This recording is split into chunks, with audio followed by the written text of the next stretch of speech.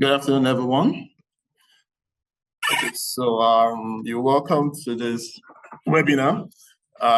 So before we dive straight into what we came here to discuss, can we just have a bit of interaction, so we don't, I kind of know who we have on the call. Using the chat room, I want to know their profession. Do we have any consultants with us here? Do we have consultants, contractors, or anybody with us here? So just in the chat, just put your whatever you do in the chat box. Let me see.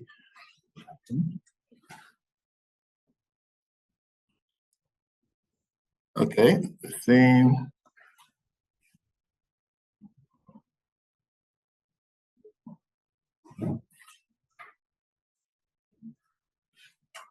So are we all non-consultants, non-engineers? Mechanical engineer consultants? Okay, good. Architects, good. Okay, so at least we have 2 units represented.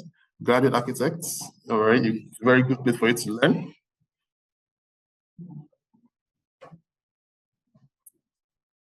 Any more replies? Civil engineer, good. Architects, structural engineer, nice, very nice. Got a lot of inputs in our projects. Architects.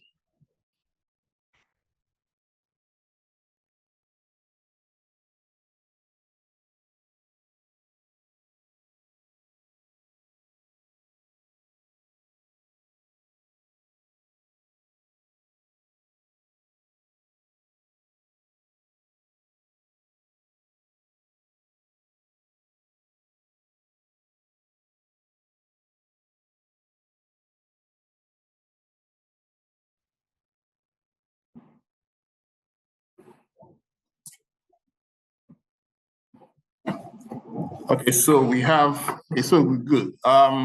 Before we pull up the slides, let me just give a bit of introduction of what we're trying to do here today.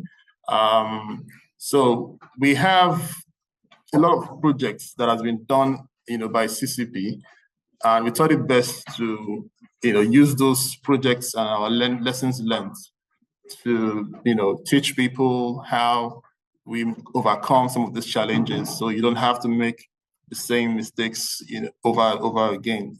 So we've done some of the learning curve for you. So it would be good for us to inform people all the challenges that we normally have on projects, and we give you that initial idea, so you don't make the same mistakes that we may have made in some of our projects. Because experience is still the best teacher, and you keep learning every time you do new projects. The significant thing about projects is there is really no similar projects. No matter how the brief looks alike, no matter how everything works, it still has a difference.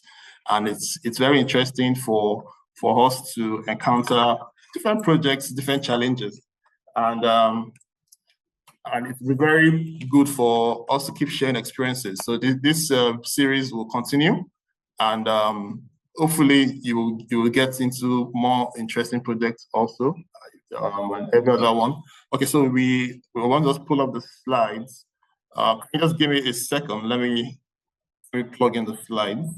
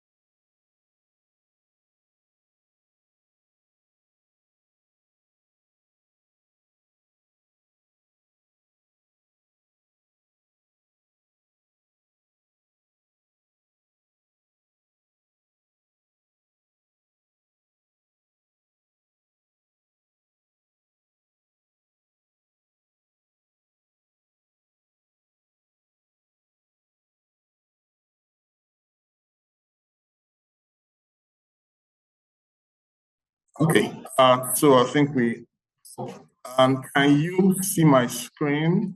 If you can see my screen, can you indicate on the chat box?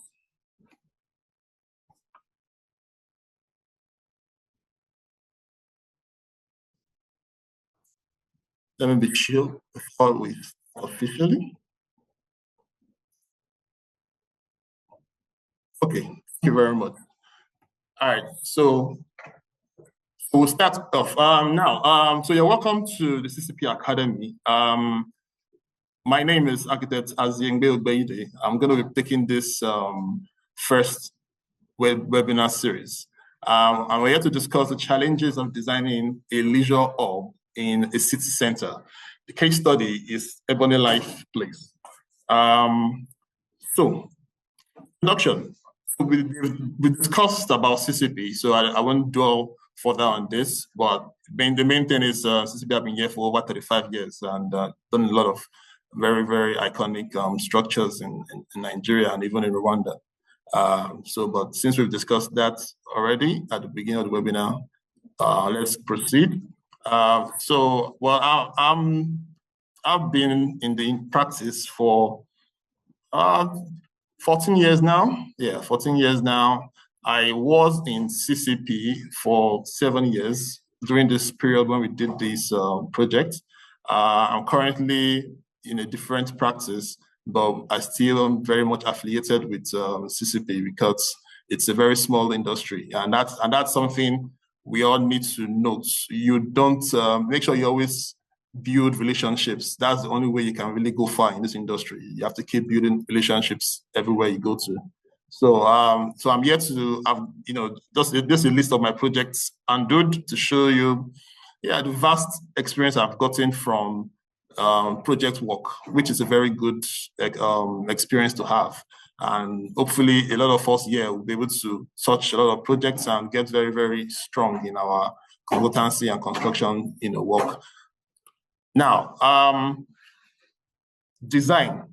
What is design? I don't know what most people will want to define design as, but I think if you are into design, you should be able to tell yourself, what does design mean to you?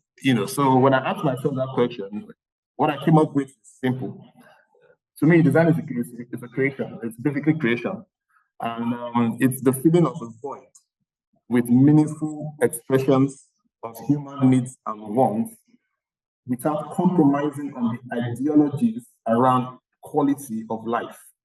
Because it's a beautiful thing when you see an empty space and you are told to put life into that space. But in doing that, you must always remember not to compromise on things that will affect the quality of life around you.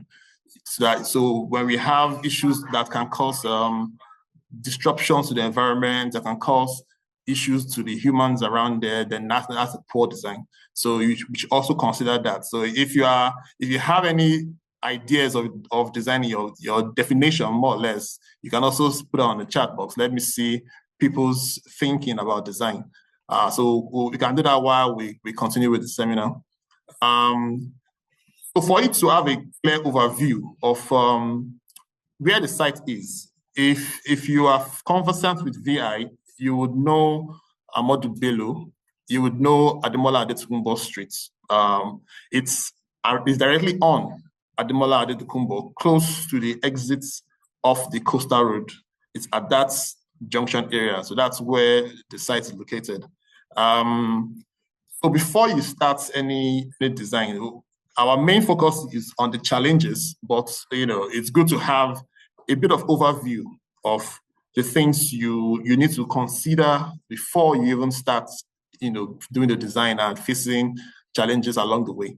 The site analysis that we normally try to do as architects is to, kind of interpret what we experience when visiting the site. When you go to the site, you observe a lot of things. You need to look out for things like the views. For example, in this project, you can see a Lagos Lagoon on the right side towards the right of the screen. That's a very important view. So in things like that, you need to maximize those views with having fenestrations that can at least give visual connection, because those are things that really sell projects. Even if it's a residential apartment, when you have an ocean view property, it's also it's a very big selling point. You know, I've entered into the real estate space, so I understand what value of properties are. So when you have a sea-facing property, it's more expensive than when it's landlocked. So we also considered that when we had this our analysis, that obviously the wind action and the sun action. So those are the things that we try to use to inform ourselves in coming up with this design. Now, the challenges faced. There are a number of challenges faced. We may not be able to exhaust every single one, but what we'll do is we'll touch at least all of them and give you a bit of insights. So from then on, when we get some Q&A section going on, we'll be able to answer a bit more and give more clarity. The first thing is approval.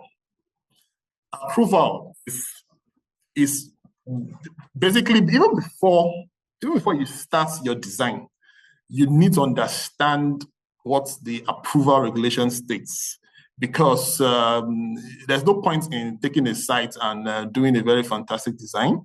When you get to the approval stage, you realize that it's not buildable. It's a waste of time, a waste of energy, shows lack of experience. The clients will definitely not be excited about, a consultant like that. So the first thing you do is you go and make inquiry about the planning regulations for that area. So when we did our check, what we found out was the area used to be residential. It used to be residential some years ago, but if you are conversant with that area, you would know that the use cases have really changed a lot. We now have a hotel there. We now have a couple of other hotels there. We have offices. So the use kind of changed from residential to mixed-use development. So that's why we're able to push in and get the approval for the hotel and cinema, leisure hub, basically, that were designed in that space. So we really didn't need to do too much, to get that approval in. All we needed to just do was to present the base cases we have of existing structures that had, those developments already done. Then you need to consider the building codes. Building codes are the thing that guides your design. As an architect, we have reference documents that we use to determine what we can do in our design spaces. Things like the width of your staircases, for example, things like that has to do with the ergonometrics of your spaces, and things that how your spaces function size-wise. Those are we have different documents that we use as reference documents for that. So for an architect, you can use NUFETs or architect's data, documents like that to guide your design. For structural engineers, I know we have the BS standards that we use. Same thing for mechanical and electrical. Everybody has standards. So in the same way, the planning laws, they also have their own codes, their own planning codes that they use.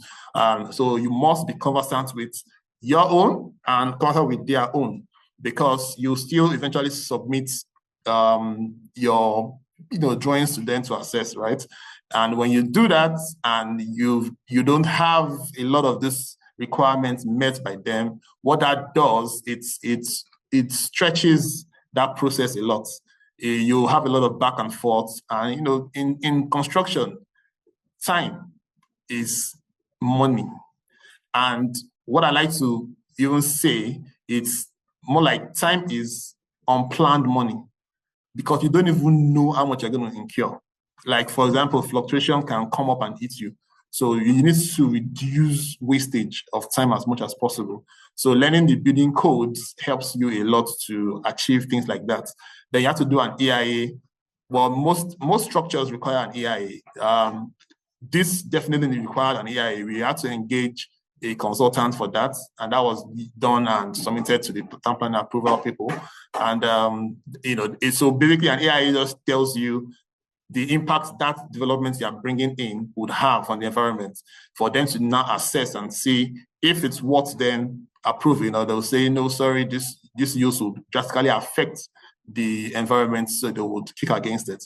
But in our own case, it was successful. We got the AIA assessment and it was approved. Also, you need to consider historic preservations. Historic preservations basically are, we have some structures that have been, or some buildings that are guided by the law to be done to, like, they're like historic sites that you can't really touch. A lot of buildings in Lagos Island, for example, have that kind of cover, even though I know nowadays it's not very enforceable like that. There are some buildings that have been touched, which as an architect, it's painful for us to see things like that happen.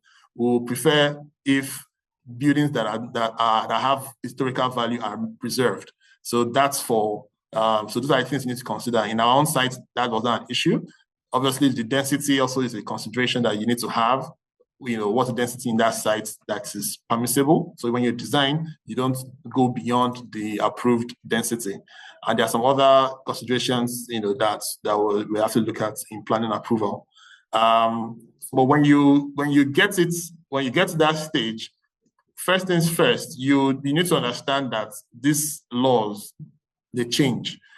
I will advise you get a planning consultant to help you in that regard, rather than trying to do it all yourself, because the process can be a bit tedious.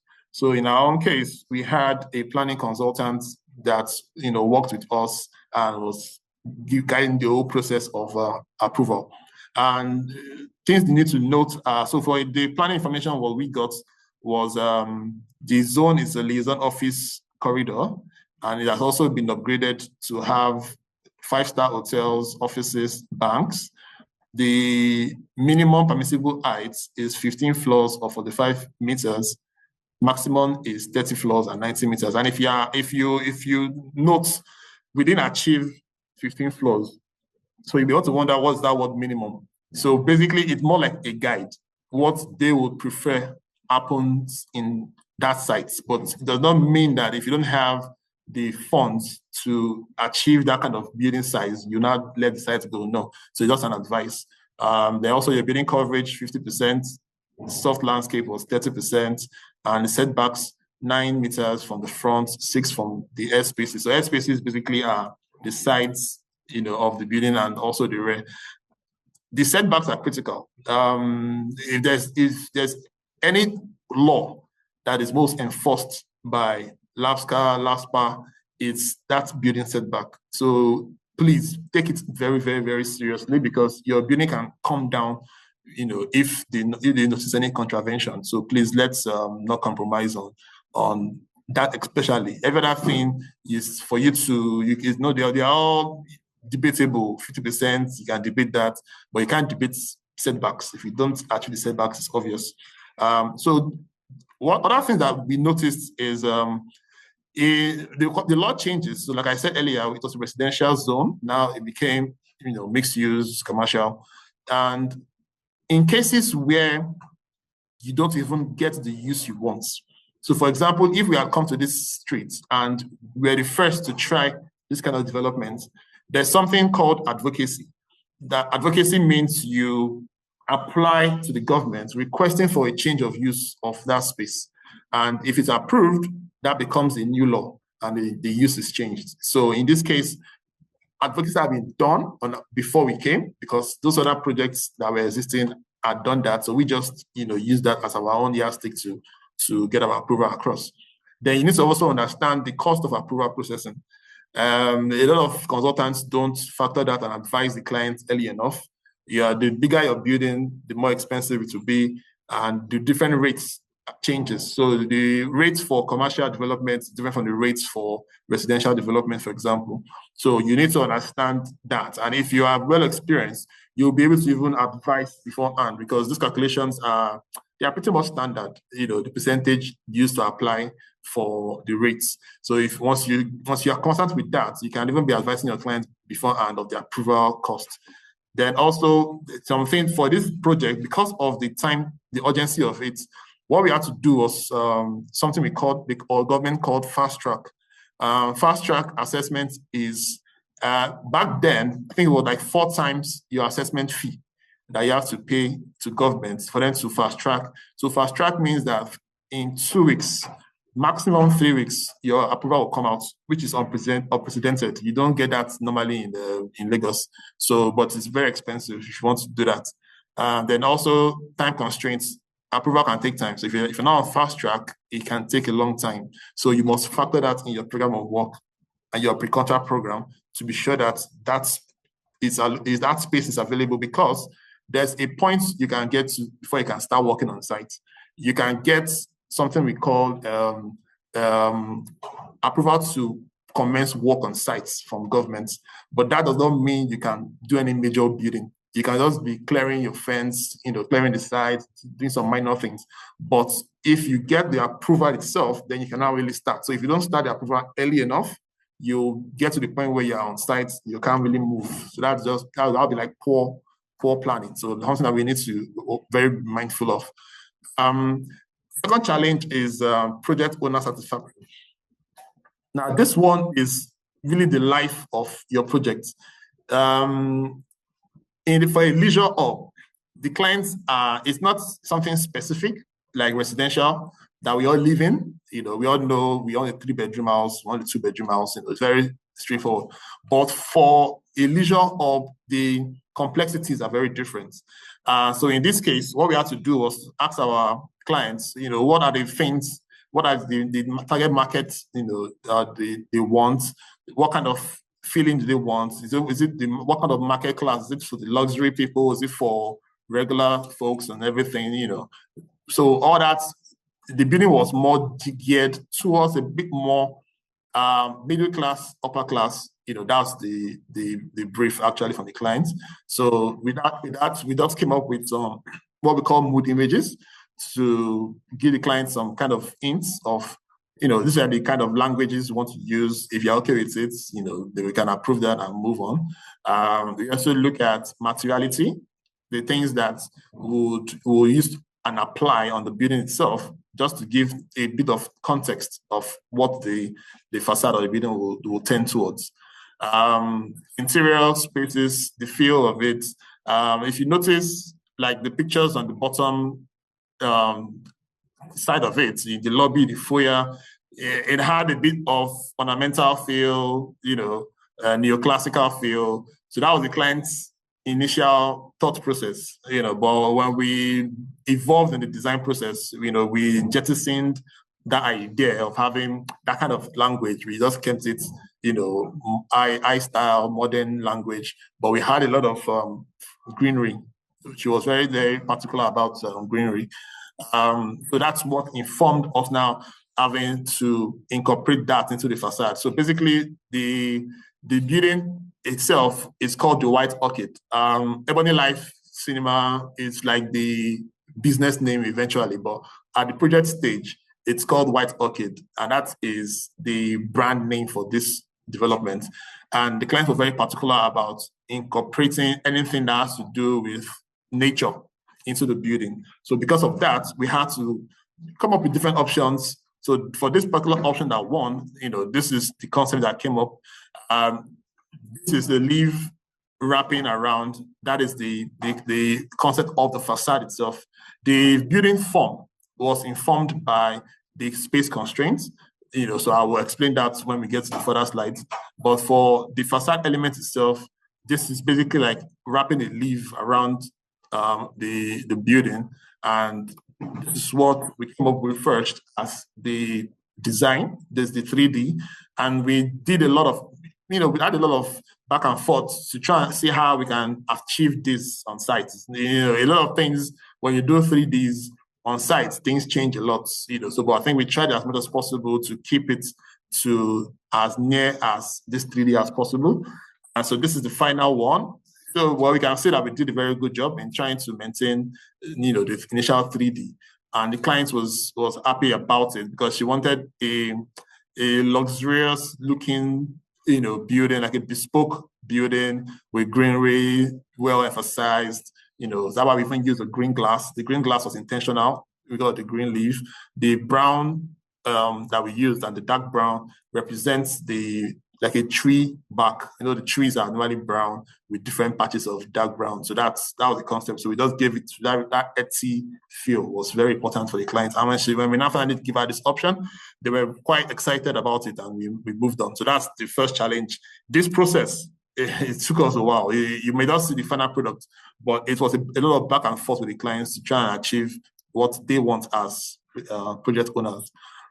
So this is just a feel of how the entrance area is and how we incorporated the green fields. Now those brown things you're seeing, the metal, these are all steel works. Like for example, the one that looks like brown, that's bent circular holo profiles. So that's the shape. It was bent to form like a tree. So seeing that, you may not understand what material that is, but it's basically mild steel. So now we have an hotel also behind the building or beside the building, more or less. So we have to now bring the same language into the facade. Even this facade was not the first one, was not the second one, but she was particular about maintaining the language from the main building and putting it as much as possible into the hotel. So it looks like one development, which we came up with this final product. The third challenge I will look at is optimization of the spatial constraints. It is one of the key issues that we had. If you notice, the first picture A shows the existing structure on site. So we had two existing structures. If you look at the middle picture, you'll see two buildings on the site. So the one tagged B was the building we demolished.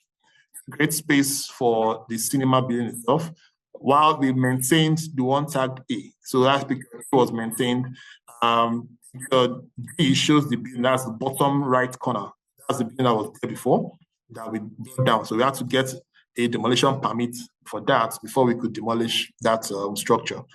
So that was the first work. So that shows you now the available space was pretty much just from beside that existing building, that building A, just that area is where we had the space to create that the whole cinema.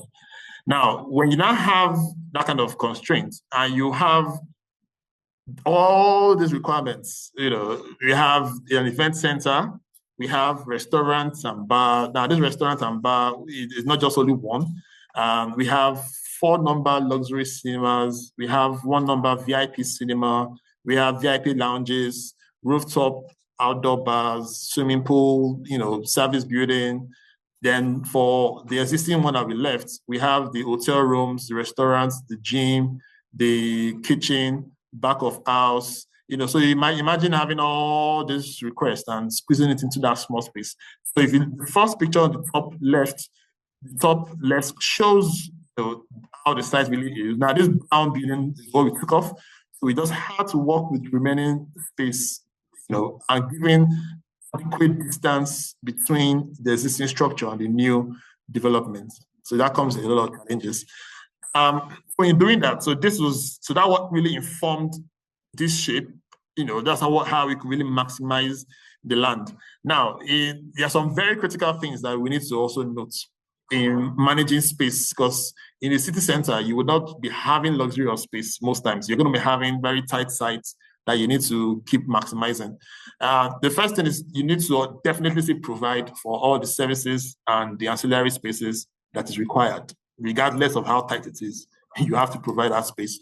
Then a major thing also is the separation of the vehicular and the pedestrian.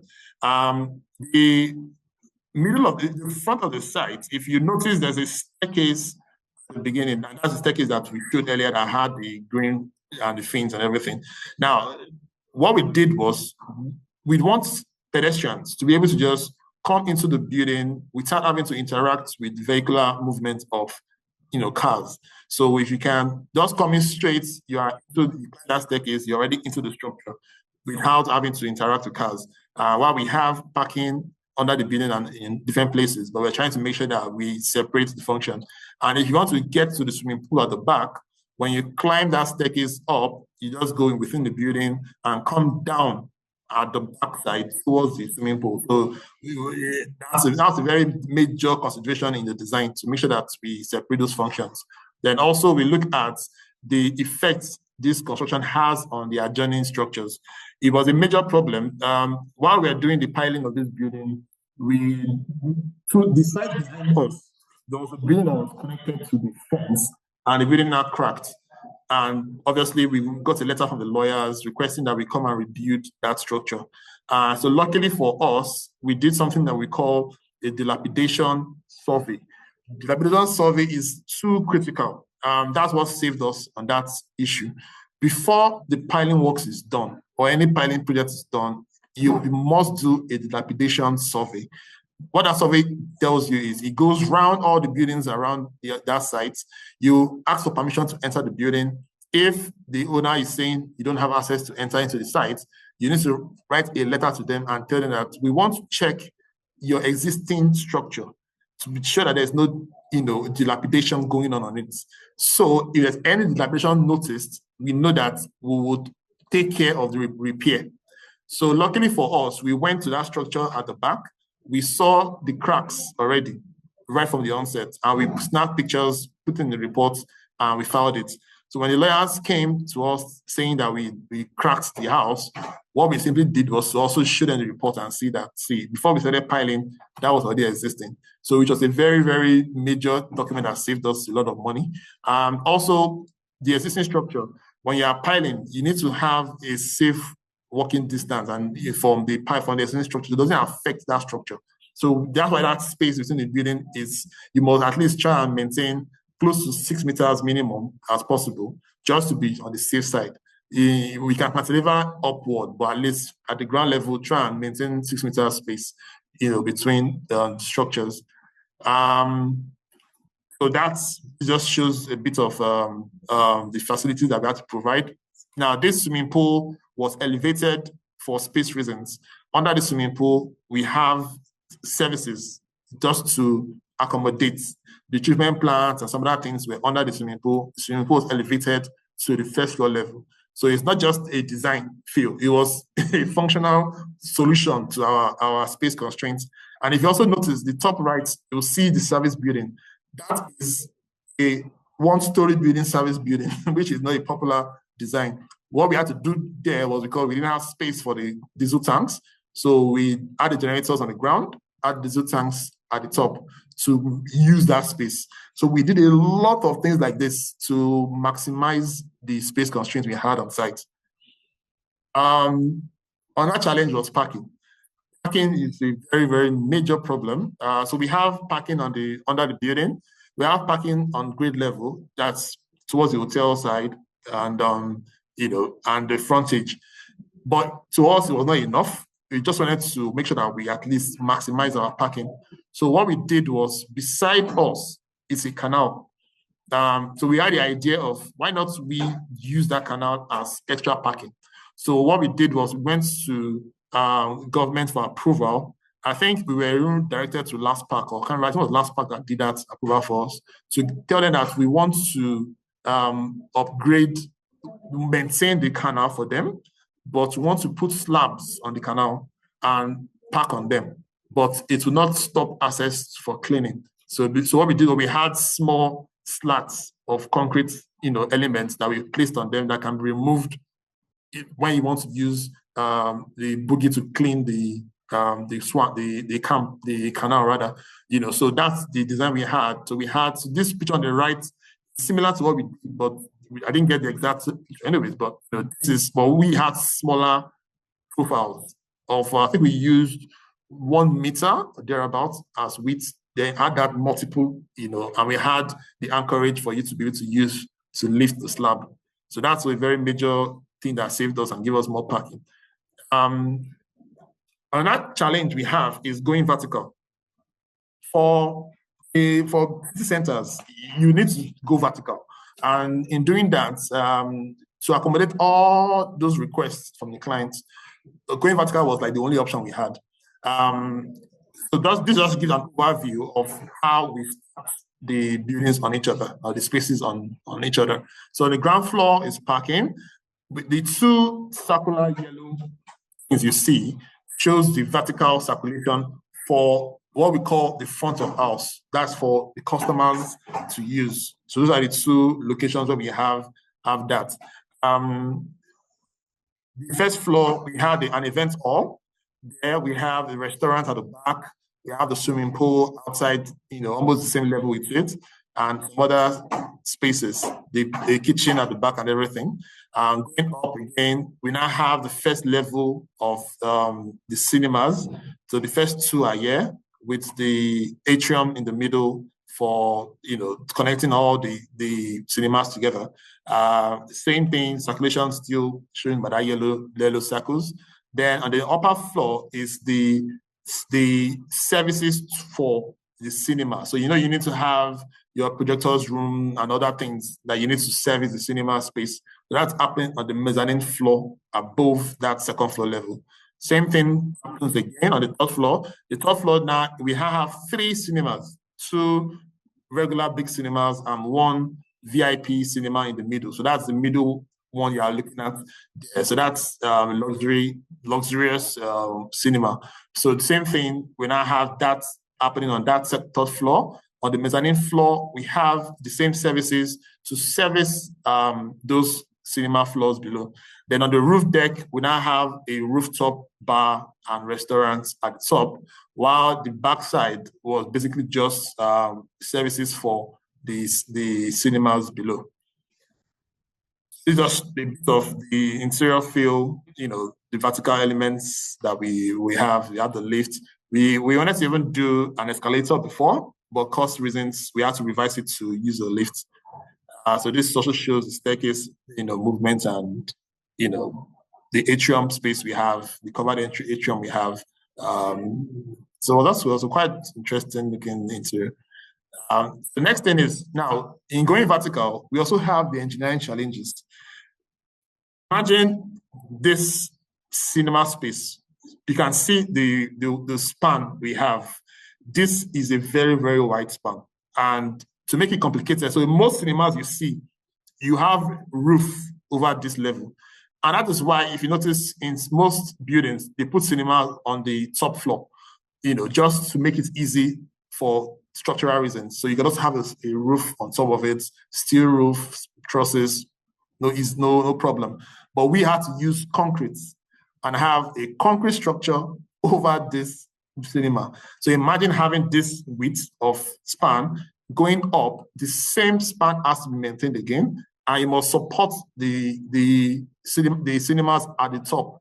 And the cinemas ours are very special. I'll tell you why these are even special cinemas than others. So the weight is it's more than most other cinemas.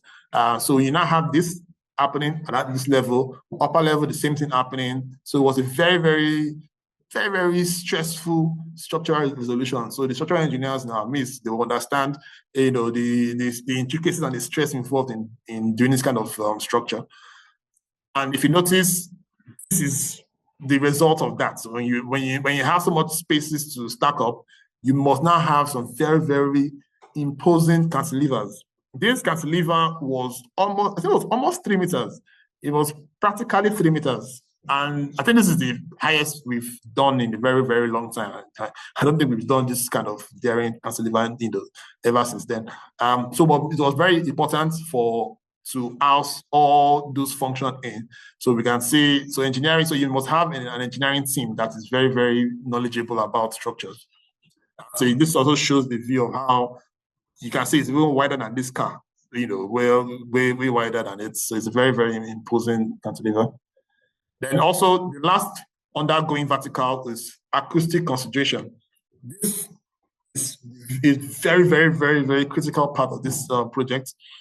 You are having so many noise boxes together in one building.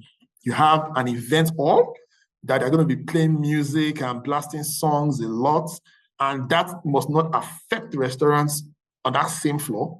You have 2 cinemas on one floor at close proximity that must not interfere with each other's sound. Then you now go above that cinema, you now have more cinemas again. And they must not interfere with each other's in operation. It was not a very, very easy feat. So what we did, we had to even engage acoustics engineers. We had from Nigeria, we had from abroad, compared notes, and we engaged one of them. It took a bit of our own knowledge and their own advice and made it work. So we had raised floors on the cinema level to leave the vibration away from the concrete structure. So the way it works is your concrete structure transferred those sounds when there's vibration on it. So you need to isolate the space from the concrete structure as much as possible to get very good acoustics. So we had to use raised floors, we had to use wall panels with wall battens, with rock wool insulation, different things to. So basically what we had was, we had boxes. The event center was a box, an acoustic box. Even the ceiling was heavily insulated. And there was, even during the construction, when we hung the ceiling, initially, a part of it caved. We had to immediately now change the hangers from the normal regular hangers you have for your gypsum, boards and everything. We had to now go and import very, very thick hangers. And even aside that, we not even added how to even do steel stanchions to support the weight of the ceiling, because the acoustic insulation we had to put there was a lot. So, and the span, it was also a problem. So with that steel structure, so even in that cinema I showed you, in the picture, there's a steel element behind, above the roof, the ceiling, which you won't know about, but we had to do that and use that to support the ceiling elements. So there's a lot of acoustic considerations you have to look at. Team selection is very important. Let me just give you a run through of the kind of people that we have. So I'm going to try and give space for Q&A. So I'll just run through this, and in the next 3-4 minutes, we'll open the floor for question and answers. So the architects, structural engineers, mechanical engineer, electrical engineer, the QS, interior designers, because that's also a specific specialist field. We don't want to do everything in ourselves, because there's a kind of language that the clients wanted, and it was always good to involve the interior designers to help with that. And CCP also has that interior arm also that also helps. It was also very helpful in periods like this also, even though this was not done by our CCP team, because then we had not formed the team, but at least it was done by a consultant that we are engaged. But right now we have our team that we liaise with. Then the planning consultant, the land surveyor, piling contractor, main contractor, MEP subcontractors. So imagine having all this team, and also cinema furniture and equipment vendors, very, very important. The furniture that you need to bring into the spaces, you must get shop drawings from the vendor.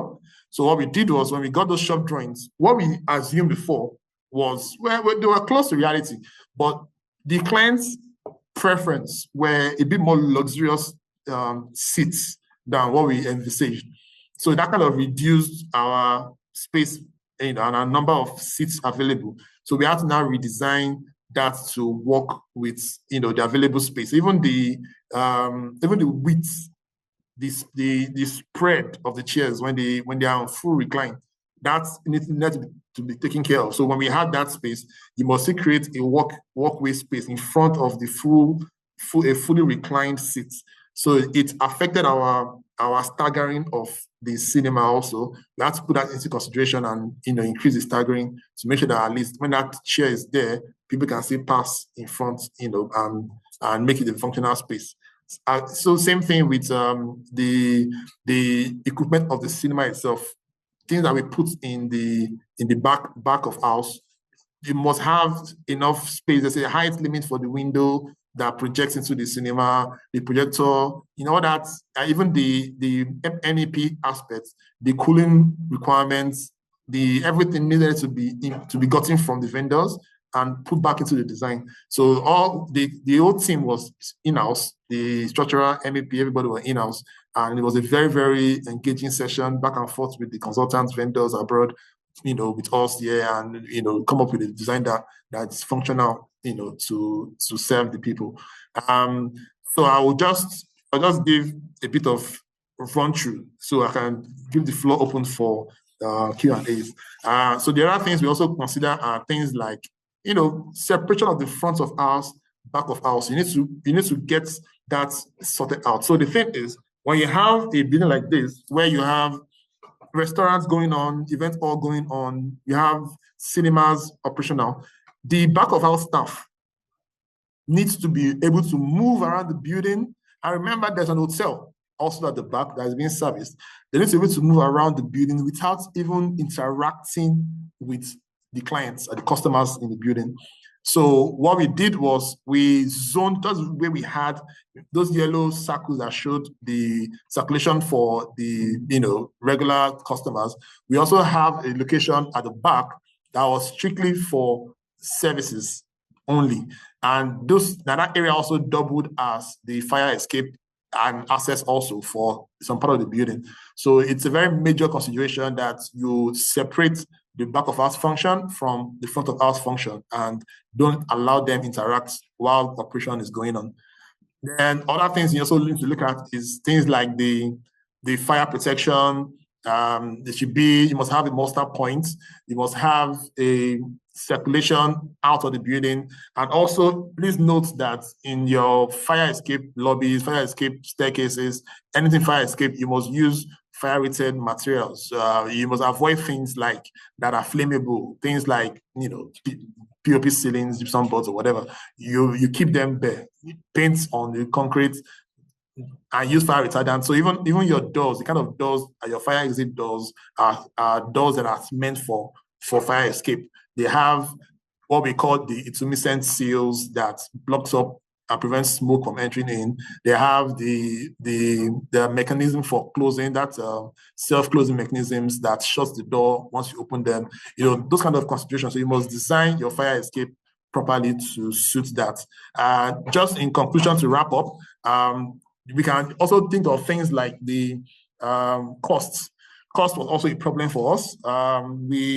If you notice on the real building, we have the brown finish terminate at some point in the building. So that was intentional. When we saw the bill for wrapping this brown finish all around the building like we planned before, we had to tactically just stop it somewhere and make sure that at least from the outside on the road, you just see the brown as much as possible, while the gray part is less visible. But we have to do that for cost reasons. And there are other things that shot up the cost of the project. So there was a point where we had to even slow down the project and give space for the client to get more facilities to fund the project, and before we continued again. And basically, the whole project was 18 months, which was quite good. And it brings me to my last point, which is you have to plan with the peak periods. Peak periods in this kind of leisure business, they have peak periods that they work with. Whether it's Valentine, whether it's Easter, whether it's Christmas, there are periods where they make the highest returns. So when you're planning your program of works, you must put that into perspective. So in our own project, for example, the client had a target to premiere a movie in the cinema. And the deadline then was a September date. So there was a deadline before then that was moved because of the constraints on site. But she now said, after that first movement, she can't afford to move it again. So what she did was she sent out the invite for the premiere to everybody, and including us, the consultants, that if the building is not ready, that day will come and everybody will be standing outside the building and looking at themselves. She didn't have any option again. She needed to premiere that movie. So what that did to us was we now had to work overtime a lot.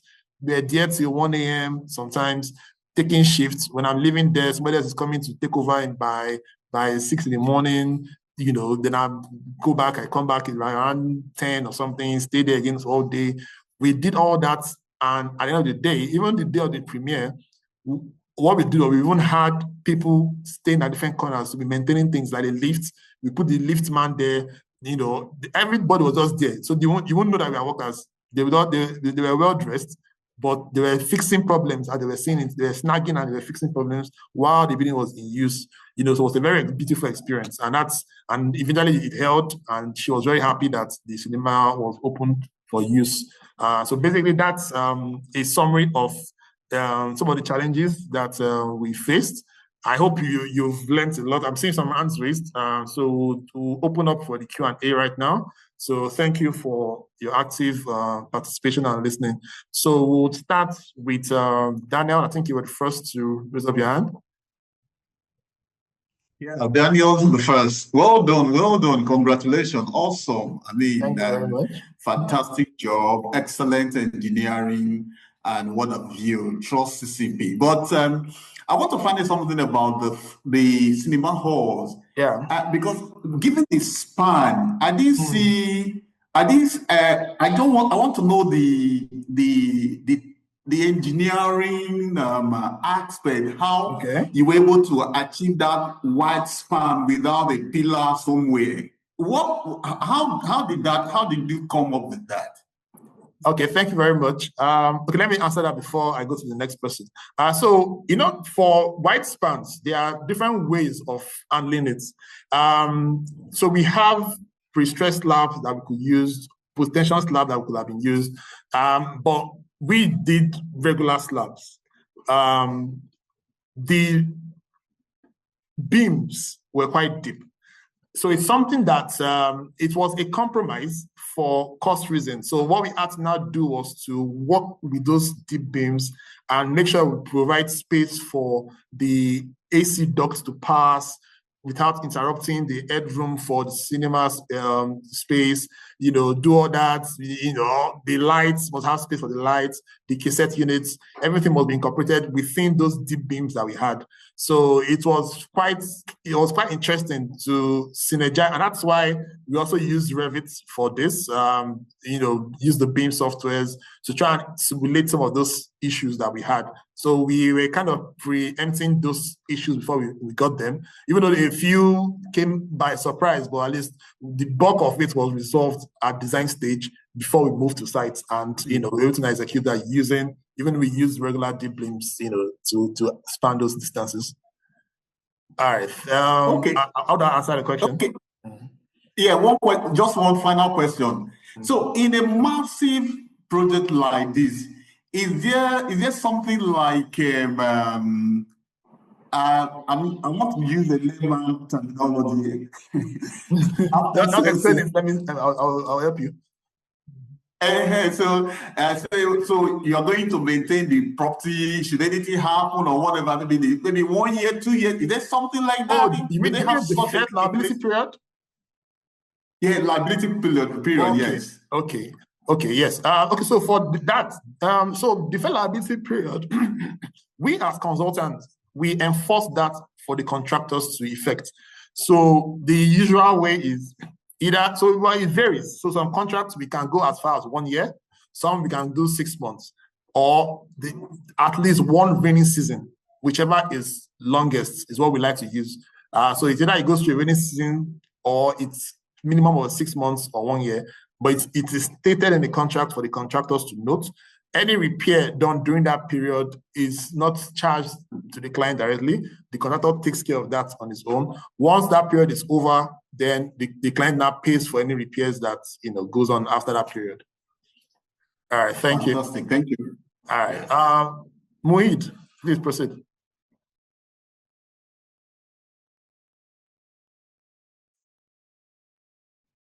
Mohid, can you hear us? Yeah. Yeah, I can hear you. Good evening. Good evening. Well done. This is a very good presentation. Thank you. I think Daniel has asked one of the questions that I have, which is pertaining to the cinema, having that wide span without us, even in the visual, the pictures or images that you shared, we are unable to see the beam, which you said it has been covered. So the slab that were used, what is the thickness of the slab, because as at last year, the reason why this caught my attention was as at last year, I was on a particular site where they had a transfer beam because of an auditorium that was on the 2nd to the 3rd floor. So, and the building was still going to carry about 7 more floors. So they had a transfer beam that was about 22 meters. The height is about 4.2 meters. So I was thinking something. Yes. Okay.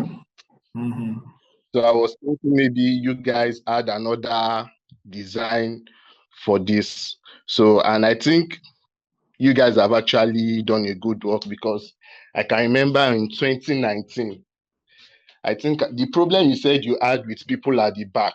Yeah. Then I think I worked with somebody that was working with those same set of people. Okay. So that was when I was opportunity to enter the site, and I saw the work that CCP has actually done there. So what my question is, the type of slab that was used, is it normal slab or a flat slab? Okay, yes. So, but you know, it's been a while, but I don't think it was more than 150. I stand to be corrected, but I don't think it was more than 150. And we didn't do, you know, we can have done a flat slab system, but we didn't really do a flat slab system for this one. So it was still deep beams for cost reasons, just to make sure that at least we don't make it too expensive. So I think the slab was also 150, because we're also trying to be very mindful of costs. Because using things like now, for example, the post-tension cables that are used in slab, for example, there are very few contractors that can use that system in Nigeria. So those kind of contractors, they now come in expensive because it's a limited skill. So we need to use a system, a design where we can use our regular contractors to achieve them. In this project, it was Travet that worked with, and it was nothing fantastic for them to do. It was regular beams, regular slabs, you know. But I think the engineering team did a very good job with optimizing the columns that we had. They were not too big. They were just, you know, long columns, but we made sure that it flowed with the spaces and the partitions, so we don't have columns interrupting spaces and, you know, making it look so bad. But I think the engineering team did a very good job on that. Hope I was able to answer your question properly. Yes. Thank you very much. Thank you very much. Do we have any other question before we put the session to the end? We're trying to keep it at 1 hour. So at least this is 7 minutes past 1 hour. So I think, okay, Adedaya, please proceed. Yeah, thank you so much for the presentation and for making us see the beauty of engineering and how we need to think deep and think beyond whatever it is that within the confines of our knowledge. So mine is not a question, it's more of a comment and also comment that thank you CCP for organizing this. So this is one of the ways we preserve intellectual capacity of a society, of a company, of an organization, and one of the ways we showcase ourselves as a leading professional, a leading company in engineering, so to say. So I want to say thank you for the entire team for organizing this. I hope this will continue, because this opens the door for other people to rethink their engineering, to rethink what they do, to rethink the basis of what they do and why they do what they do. Typically now, you have walked us through the process of getting a drawing, getting a project, getting to approval, scaling to all the different stages of project execution. It's not just you get a project, go pick Revit or pick AutoCAD, start drafting and all of those things. So it's a wonderful thing, and I would like to encourage and advocate that this should continue. I think the MEP team, another time, the MEP team, I come from the MEP side. Okay. So the MEP team can also showcase some of those things. It makes young engineers, people who are upcoming, to see what is possible with engineering, not just, just put a building together do floor area, use rule of thumb, detailed engineering process that enable people see that engineering is beyond just I give you drawing today and I want to collect it. It's not a guesswork. You have to analyze. Yeah, it's not a guesswork. You have to analyze, do some deep thinking, and do some collaborative partnership with others and all of those things. Thank you so much for this. I am glad this is happening, and I made sure that I registered for this and I attended. So I am glad it is happening, and I wish we can see more of this and how we can further showcase to the world that indigenous companies are capable and they can do beyond whatever they think we are capable of doing. Because we have a lot of foreigners taking up our roles, taking up our stuff, but they are still using our intellectual property right. Thank you, CCP, for this. Well done, sir. Thank you very much. So the team definitely is listening. This is the maiden edition. Definitely there would be different series like this. And thank you for that input of the MEP team. So there'll be some sessions for services, structural, and architecture also. I think that's a very good feedback. And also the importance of it, yes, as a project manager, it's at 5 p.m. PMP person, we don't play with lessons learned. So this is a very good way of documenting lessons learned for people to benefit from. Okay, so let me take Raman first before Mohit, because this is first time of asking. Yeah. Good afternoon. Afternoon. Thank you for the presentation. It was really a good one. I just have some, not really reservations, but just a bit of maybe learning and relearning again. So I don't know, in terms of, let's say, the professional, the professionals in the industry, so because going through the whole explanation that you've made, I was just looking at how do you incorporate, let's say, a builder at the design stage, or probably a project manager. If it's more or less a complex project like this, it is actually meant to be manned by the project manager, while the other consultant has to maybe go through his own channel. So you can also bring in a builder at that design stage, so they can really look at the buildability or the maintainability of the structure itself. So maybe in future works, or maybe your other works. So I've not really worked with CCP. Let me say the one we are doing currently is just a revamp or a renovation work at Banana Island currently. So, but nevertheless, please, how do we bring in other, or most importantly, let's say the builder at that design stage, so we can look at the whole things together. So thank God for BIM and other stuff that are really shedding more light to let's say the structure before it's actually being erected. So I'm just looking at, do you look at it from that other side of, okay, how do we bring in a builder to join this team at the design stage, so we can let me respond to that. Proper coordination. Okay.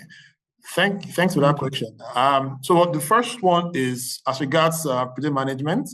So there are, in most of our projects, we do our project management in-house in CCP. And for these projects, we're the ones on the project management side of it. But there are other few projects that we also do where we have a standalone project manager that coordinates everybody. So in that aspect, project management does that, coordination for everybody. But in most cases where we are the PM, we coordinate the entire team. And the part of the involving the builders at the design stage. So basically, the reason why that may not be necessary at the beginning is because, remember, the structural engineers are engineers that understand construction on sites. So whatever they are designing based on the architect's drawing is supposed to reflect reality on site. So if you notice, this engineering that was done, all this long spans and everything was done in-house by the team, the design team. After the concerns were done, it came to the contractor. The contractor simply just executed. Funny enough, they didn't even really change anything, if I remember correctly. Can't remember anything they really changed. What they just, I know what they did sometimes was the methodology. to achieve some casting, for example, but based on the design, the beam depths, the reinforcement placement, they didn't change anything. So the work was probably done for them. So it's just for them to take the drawings and execute, So that's why once you have proper consultants on the job, there's no need for the builder to be involved at that point until the drawing is ready. Then the builder takes it to site and executes the design. All right, thank you. Okay, Moid, please proceed. Okay, thank you. I think this would be my last question. You said your construction took 18 months. Yeah. Now, you said your project rather took 18 months. Does this include the design phase whereby all consultants, all the team in CCP coming together? I would like to know the duration it took the team for the design, both the architects, structural engineers, MEP, and other consultants involved. So it was basically 21 months, everything. So that gives us just like 3 months for every other thing we did. So when I started the design, for example, I started the design, the first day we resumed in January, and that was 2018. Yes, 2018 January. That was the first job I worked on. It was a very fast-paced design. And after that was done, we had to move straight into the next stage. Other consultants got involved. Then we also had to involve the planning consultants early. That was also a very key point we did. So because piling was going to happen, so we needed to get approval for piling. So the way we stagger these things are, the structural engineer focuses on issuing the foundation drawing first. Give us just a piling drawing that we can use to go and tender for the piling consultants to get awarded and start on site. So while the piling is going on, we are fine-tuning every other drawing that's going on. So we don't lose time doing all the drawings before we now start engaging the piling consultant. So you need to stagger your processes properly. And the 18 months for the construction was a very, very tight deadline. And for us to even achieve it, we knew the effort. But we gained that because we planned the design stage properly. So just note, when you want to start a design, if your designer has piling, structure your output to be able to release piling drawings separately, so you can start approval, go to tender for the piling, while that is going on, other design is going on. When the piling plan is done, you've done your tendering for the main contractor, the subcontractors, they are ready to go to site. So once the piling guy is done, it's good, he hands over to the main contractor. Remember, it's going to break those piles before he does his power caps. He needs to be the one that takes it from the piling contractor directly. So any issues noticed, the piling contractor can correct it before the main contractor starts his work. But if we have that gap where the piling man has done his work and left before the main contractor resumes site, what you have is when the man comes and is complaining about some bad things done by the piling contractor, at that point your work with the piling man has gone. So you need to now be chasing him to come back to site and do, it's just a lot of, difficult process. So you can plan it in such a way that the main contractor takes the handover from the piling contractor. Wonderful for the project. And that's what we're able to achieve. And that's why we could, squeeze our time to be this short to achieve the building. Thank you very much. So I think we've spent 1 hour, 20 minutes. I think this is we planned 1 hour, but I think the feedbacks are very important, so we can give some more clarity. So I think we can call this a wrap. And please follow the channels, follow the social media platforms. Whenever the next one is coming up, I know they will send out the notification so you can register, and we'll see you on the next webinar. Thank you very much, and do have a wonderful remaining part of your day. Thank you. Thank you, CCP. God bless you and God bless CCP. Thank you.